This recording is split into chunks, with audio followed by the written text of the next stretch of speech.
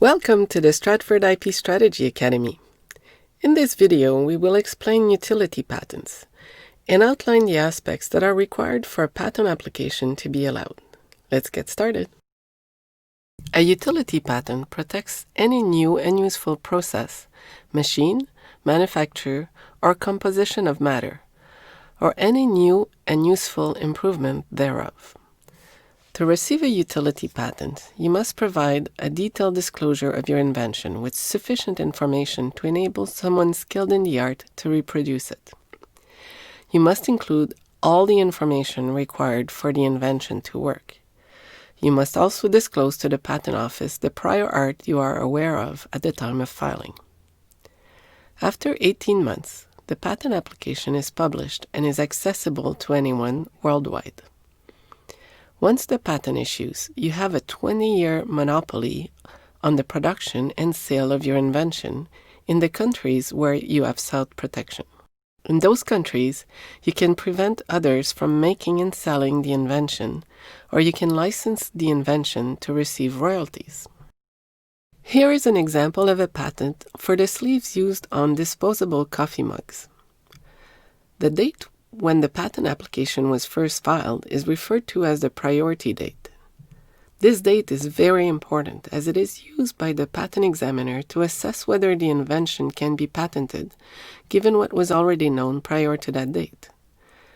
Below the priority date is a list of prior art that was disclosed by the inventors or was found by the patent examiner during prosecution. Prior art refers to existing patents, patent applications, or publications that closely resemble this application.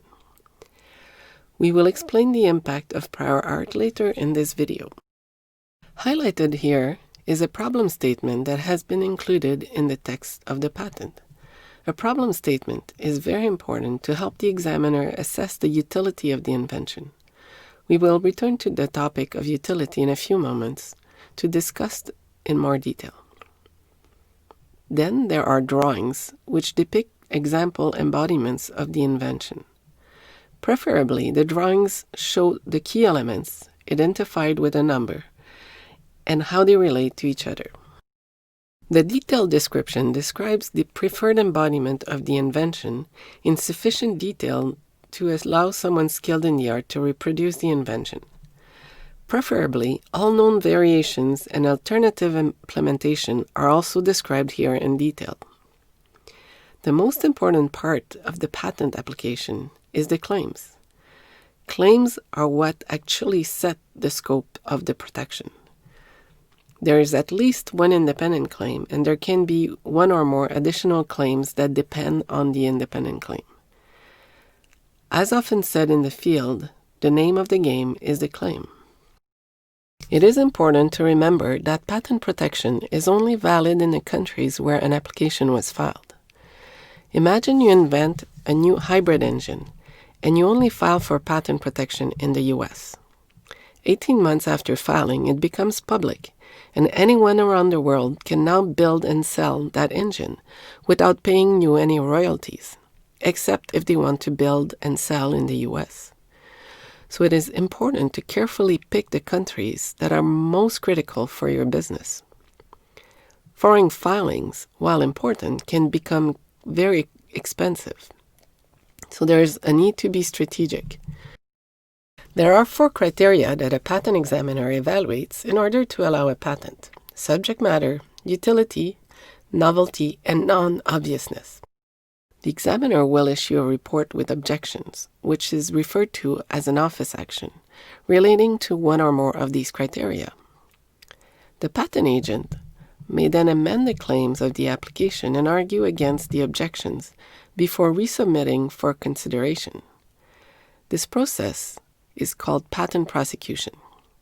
Typically, all claims are rejected in the first office action, and there may be several office actions issued until the examiner is satisfied that all of these criteria are met, at which point the application is allowed and will become an issued patent, which can then be enforced. Claims must recite patentable subject matter, and very importantly, each element of a claim must have full support in the description. Theoretical and abstract concepts such as gravity, perpetual machines, or social distancing, cannot be patented. The second criterion for patentability is utility. The examiner will have to assess whether the invention is useful. Explaining the existing state of the art, a clear problem statement is exceptionally important in asserting how the invention can be used to solve a known challenge. For example, if I want to patent the piece of metal securing the eraser to the tip of a pencil, the problem statement could be, there's a need to affix the eraser to the pencil so people stop losing their erasers. The next criterion the patent examiner will consider is the novelty of the invention. To do so, they will look for similar invention already in existence, using the patent databases or technical publication, etc. This is known as prior art, as it was available before the priority or filing date of the patent application.